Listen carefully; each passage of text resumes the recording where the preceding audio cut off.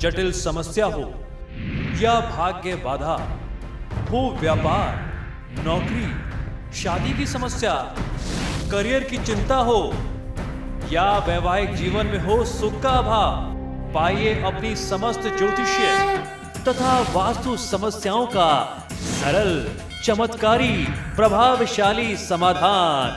एक जाना माना और विश्वसनीय नाम, आचार्य पंडित श्री वैभवनाथ शर्मा जी, काशी के 400 वर्ष पुराने प्रतिष्ठित और अंतरराष्ट्रीय ख्याति प्राप्त राज ज्योतिषी परिवार की 8वीं पीढ़ी के ज्योतिषी और वास्तु शास्त्री आचार्य पंडित श्री वैभवनाथ शर्मा जी के द्वारा व्यक्तिगत या फिर फोन पर अपॉइंटमेंट लेने के लिए कॉल करें 9818300146, 9990724131 या फिर ईमेल करें sharma.vaibhav@gmail.com पर।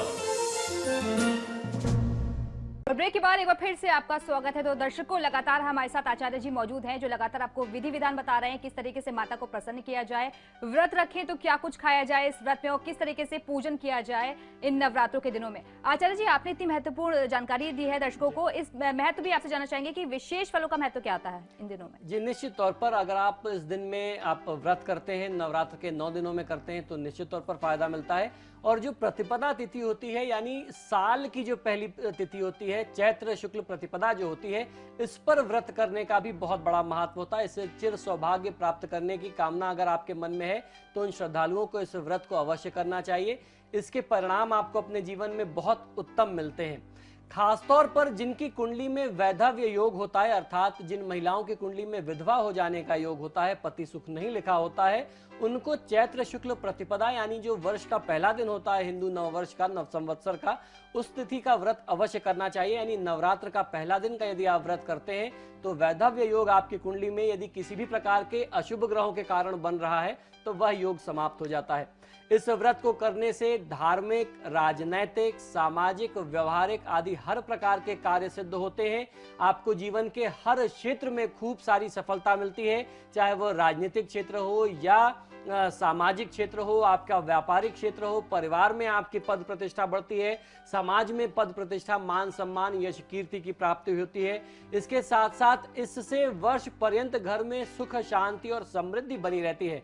यानी नवरात्र के पहले दिन व्रत कर लेने से संवत्सर की तिथि में अगर आप उसके शुभागमन के लिए व्रत करते हैं, व्रत रखते हैं, सूर्यदेव की और देवी दुर्गा की साधना करते हैं, तो आपके परिवार में आरोग्यता की प्राप्ति होती है, सुख, शांति और समृद्धि बनी रहती है।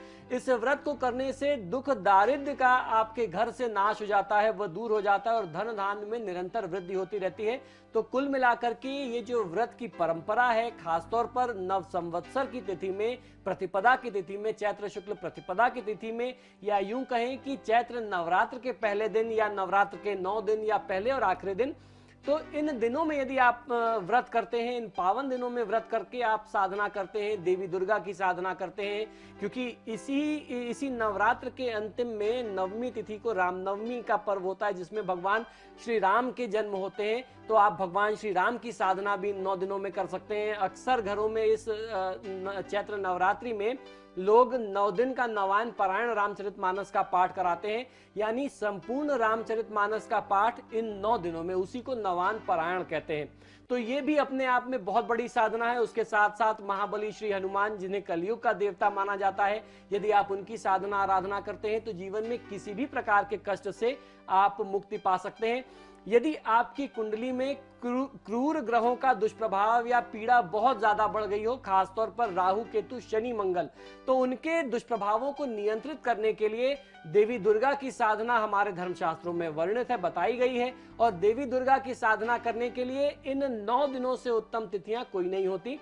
तो इस नवरात्र में आपको देवी दुर्गा की साधना अवश्य करनी चाहिए। इससे आपकी कुंडली के जो भी खराब दोष हैं, अशुभ योग हैं, वो मिटेंगे। और जैसे ही अशुभ योग मिटेगा तो निश्चित तौर पर आपको सफलता मिलने लगेगी, जीवन में सुख समृद्धि आपके कदम चूमेगी।